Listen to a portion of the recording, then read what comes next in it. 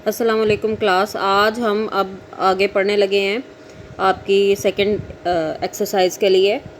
आपको पीछे पढ़ाया कि एस्टिमेशन क्या है। एस्टिमेशन अननोन पॉपुलेशन पैरामीटर के लिए आप सैंपल में से इंफॉर्मेशन यूज़ करती हैं और वैल्यूज़ एस्टिमेट करती हैं। ठीक है। एस्टिमेट क्या है?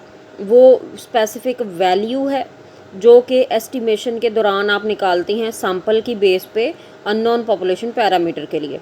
एस्टिमेटर क्या है? रूल या आपके पास प्रोसीजर है जिसके ज़रिए से आप सैंपल की बेस के ऊपर अननोन पॉपुलेशन पैरामीटर की वैल्यू निकालती हैं। अब आगे हम पढ़ने लगे हैं कि एस्टिमेशन किन दो ब्रांचेस पे मुश्तमिल होती है, टाइप्स पे मुश्तमिल होती है। तो वो दो चीज़ों पे मुश्तमिल होती है जी, पॉइंट एस्टिमेशन और इंटरवल एस्टिमेशन। ठीक है जी। पॉइंट एस्टिमेशन पीछे आप पढ़ के आए कि कोई भी स्पेसिफिक वैल्यू है जिसकी बेस पे सैंपल से आपने वैल्यू डिराइव की और आपने कह दिया जी कि ये पॉपुलेशन पैरामीटर के बराबर है। जैसे एक्स बार म्यू के बराबर निकाला, एस स्केयर सिग्मा स्केयर के बराबर निकाला। तो ये चीज़ें क्या थी? ये आपके पॉइंट एस्टिमेशन थे, सिंगल वैल्यू थी जो कि रिप्रेजेंट कर रही थी। अब आपने पढ़ना है इंटरवल एस्टिमेशन के बारे में। इंटरवल जैसे कि आपको पता है कि नाम से ही जाहिर है कि दो कोई लिमिट्स होंगी ए बी, उनके दरमियान में लाई करेगी और उसके मुताबिक आप कहेंगे जी यहाँ से यहाँ तक की वैल्यू जो है वो आपकी पॉपुलेशन पैरामीटर की वैल्यू का एस्टिमेट है।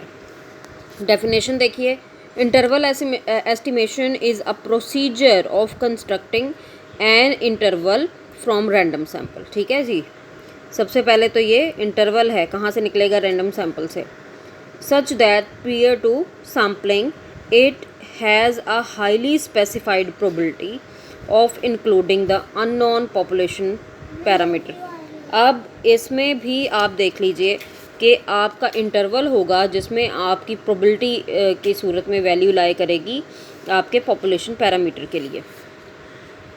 नीड क्यों होती है, ज़रूरत क्यों होती है? बाज़ औक़ात आप पॉइंट एस्टिमेशन जब कर रहे होते हैं ना, सिंगल वैल्यू लाई करते हैं, तो वो ट्रू रिप्रेजेंटेटिव नहीं निकलती, उसके एरर वगैरह उसमें अटैच हो जाते हैं, कोई स्टैंडर्ड एरर आ जाता है कुछ आइटम्स की वजह से, पॉइंट एस्टिमेशन वगैरह की वजह से सिंगल वैल्यू की रिप्रेजेंटेशन काफ़ी नहीं होती। उस सूरत हाल में आपके पास डाटा के लिए एक इंटरवल के दरमियान ये काम करना ज़रूरी हो जाता है।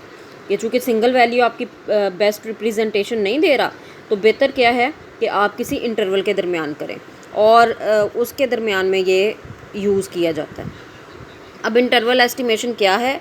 इंटरवल एस्टिमेशन आपके पास प्रोबेबिलिटी है लोअर लिमिट और अपर लिमिट के दरमियान, यानी आपके थीटा की वैल्यू लोअर लिमिट एल और अपर लिमिट यू के दरमियान में लाई की जाएगी और ये प्रोबेबिलिटी आपकी 1 माइनस अल्फ़ा के दरमियान होगी और अल्फ़ा आपकी 0 से 1 के दरमियान। क्यों? क्योंकि प्रोबेबिलिटी कह दी है ना बेटा, तो प्रोबेबिलिटी आपकी हमेशा 0 से 1 के दरमियान में लाई करती है। ये स्टेटमेंट आप लोगों ने इंटरवल एस्टिमेट के लिए याद रखनी है कि स्पेसिफिक वो आपको प्रोबेबिलिटी देगा लो वैल्यू और अपर लिमिट के दरमियान थीटा के लिए, और ये प्रोबेबिलिटी किसके बराबर होगी? 1 माइनस अल्फ़ा।